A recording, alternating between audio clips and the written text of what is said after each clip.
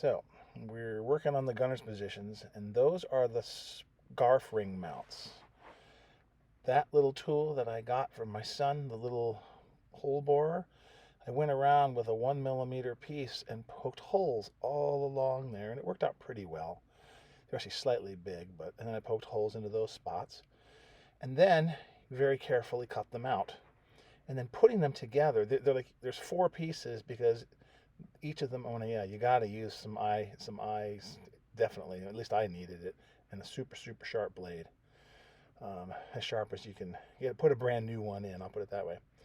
And I started to. The reason I want to show this at least a little bit. It speeds up here in a second, but you follow along here and you put creases in a few places. And at least for me, it wasn't super obvious how this was going to go together. I'm not real good with three-dimensional stuff in space, but after putting three of them together, I finally figured it out. And you follow those little hash lines to give it folds.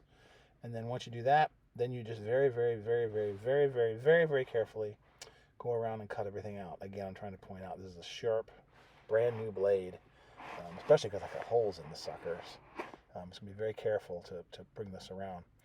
And I just very carefully started.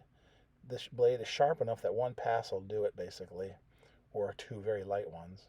And I'm coming through here and I'm just cutting along the outside edge of the black and working my way around very slowly. And the whole point of this is just to show you that you have to just be very careful. You don't want to cut anything apart, accidentally cut things off. And you just got to take it real slow and very methodical. And again, having the little magnifying eyes on there is really helpful. And I did this by hand because the distances aren't that far and I can cut a pretty straight line. So here I'm speeding this up because all it is me cutting around the outline. But you just got to be careful, especially around those curves, just to make sure that you don't cut in and cut through the holes. And of course, wouldn't you know it, the third one the one that I'm showing you a video of, I did cut a leg off, a little piece of that. But it doesn't matter because of the way these are now put together, so it's not a huge deal. Now, what I had problems with was figuring out how this thing actually folds to come together. Figured it out finally, but you need to put a little bend right in the center between those little donuts there. That's where a bar is going to go to hold the actual Lewis gun. And then you fold those T's basically together. But it wasn't obvious to me anyway the first time I did this. I had a different idea in my mind because I kept thinking, there I am bending those together with the help of tweezers. But in my mind, when I saw those two scarf mount pieces, they were basically four whole pieces ready to go. But no, it's just one tiny one end that you're working with. And it's actually pretty ingeniously put together. But for me, I was very, very confused. Then you put some glue on the inside. And again, this is made more delicate and because of the holes I poked in all of those, the pieces where the gun fits, where the gun mount goes through them. But if you don't do that, this is much, much simpler to do. But squeeze this together, make sure it dries and is nice and solid, which is easy, not a problem. And then I just went ahead and the little piece that I messed up, I just glued it on separate, and it was not a big deal. So there I'm just kind of touching up there, putting a little glue on, and then I'm grab that little piece that is missing, and I just go ahead and pop it right in place. No harm done. Those colors are neat because they're going to basically, give you color on all sides. Then I squish it down to make sure it's drying nice, and then we start doing some more folding. As it turns out, I end up painting this whole thing anyway because there are edges that show, and I end up painting it like a light gray color. But then I hold that in the center along that baseline, which is going to attach to the gunner's ring.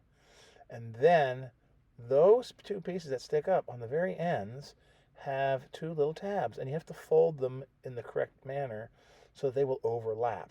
You can see there, they overlap like that, and the top piece is the right color. So that's good. Then you hold that in the middle, and you fold up the little, I guess those aren't pulleys, but those are connections where the gun ring would actually, the gun mount would actually fit, like a U-shaped gun mount. So anyway, that's the basis of it. And again, those of you who are better at spatial stuff than I, which is pretty much the whole human population, this would have been easy. But for me, it was kind of hard. But once I got it together and figured it out, it's actually a neat little detail. Now, the model is actually, to me, those parts that go up, they're going to hold the gun. They're actually not supposed to be. They're just kind of curved rectangles. In every picture I've seen, there's actually saw teeth on the one edge. And I didn't put those in. I just left it as is. But I think to do it accurately, I wouldn't have made these just smooth, curved rectangles.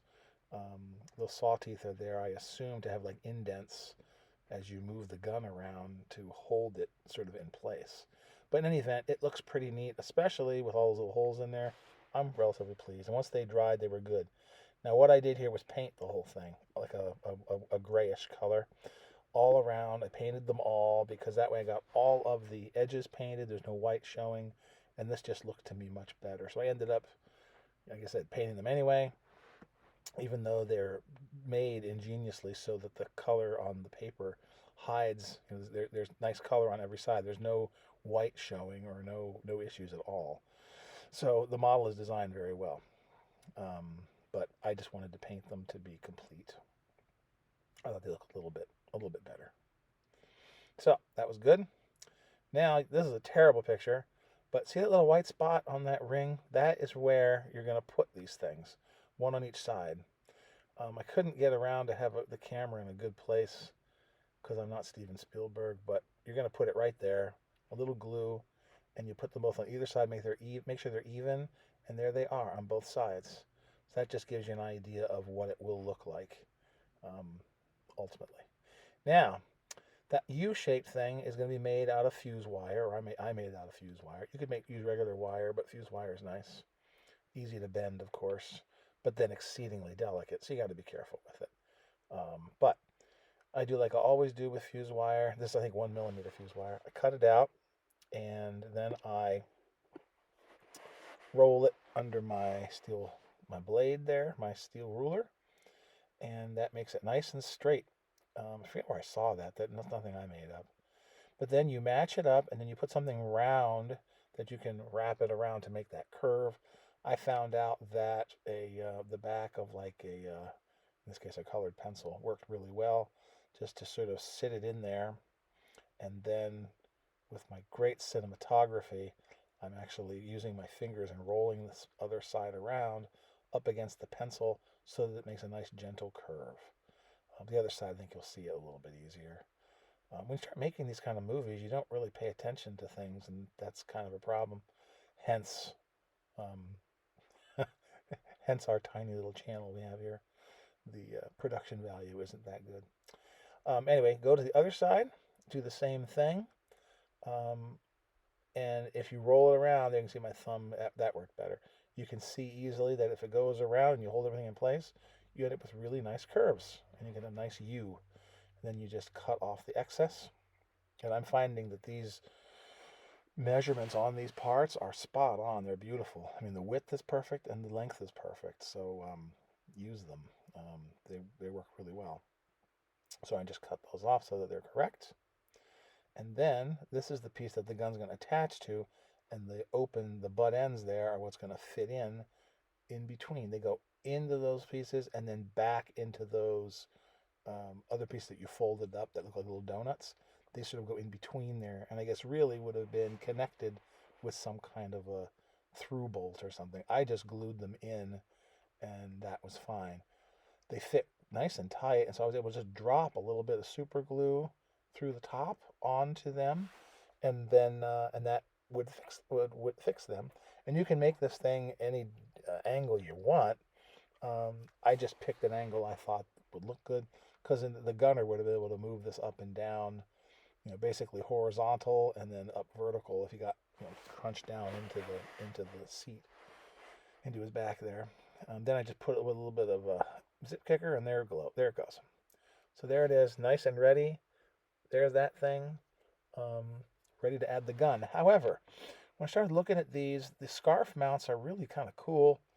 And I decided, in my geniusness, to try to put um, pulleys and bungees on there because these things are run with some kind of resistance band that helps hold everything in place when the guy is fiddling around with his gun. But anyway, that's the way those look. So what I've decided to do here, this is again, you can't see it. I'm putting little dots of glue, and I'm putting little tiny circles where pulleys are supposed to go.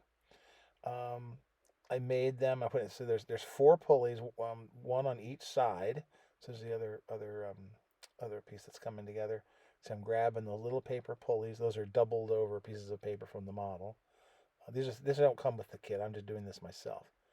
So you slide that in and you let those dry, but you got one on each side. So there's the other one coming on that side. So for each of those little curved pieces, there's a pulley on each side of them. So you can make four pulleys there, and then there's two more pulleys. I'll show you where those go. That go in the rear part of the gun, or of the little saddle there, and that's where a bungee cord is going to basically wrap around those, if you can make it work. Now you can see I just very carefully add this right to there, and then I make sure, like right now that one's crooked, they're not lined up. So then I make sure they're lined up and make sure they're vertical, make sure they look right. But once you do that, you've got those four pulleys. You can barely tell, but there's four little dots in there. And there's the piece of paper I folded over and used my son's punch to get those out. Now, on the base back here, right behind there, and on the other side, another pulley goes there. So another one goes right there, right behind, and you'll see the pulley's gonna, the elastic is gonna end up going around that. And then there's one on the other side. Now, what I wanted to do was show you guys what I do with this is paint the pulleys once they dry. Actually, no. First thing I did was I ended up using the Easy Line elastic thread as my bungee. And so what I ended up doing was gluing that strategically in places around the scarf mount so that it looked like the real pictures. I found some good pictures of them in use. And I put that elastic thread around, and it actually kind of looks like the real bungees, the real pieces. And when it's all done, you can barely tell it's there. But it's one of those things where I know it's there. Would I do it again? In a heartbeat, because I think it does look cool. Here's the elastic thing. I was telling you that's where I'm going to put those around. Now, the problem is, and then after I put the elastic thread on there, then I basically painted everything. Now, the beginning of the Lewis machine guns, the magazine looks pretty cool. I was going to paint it anyway. But then the actual guns themselves that came with the kit don't have anything that's even remotely a profile of a Lewis machine gun. And the single barrel, it's supposed to be a barrel and a second one underneath it. So that's junk. So I'm just saying, I'm throwing those away. And I was going to make my own, but then I found some other things that I'll show you. So it was hard to show the pulleys of the pulley detail and everything else. So this is it done. I'm sorry, but try to point out. See that white piece going down? That's one piece of elastic, painted white, and there's a pulley back there and a pulley there underneath. And you see they wrap up around, and then they go up onto the top of the gun there, based on the pictures I saw. And so, again, you see that white blob. That's some glue drying the machine gun. There's another piece of white that I painted white, a piece of the elastic. There's another one. There's, you can see the elastic thread going back, and again, it rolls around the pulleys the way it's supposed to. The machine guns are from an old kit, plastic kit, but they were so nice I had to use them. All I did was make a spade grip in the back. They didn't come with spade grips, so I made those out of paper and a little piece of sprue. But anyway, the gunner's positions look good. Cheated on the machine guns, but man, they just look nice, and I really wanted it to look good, so I don't feel too guilty. Don't tell anyone.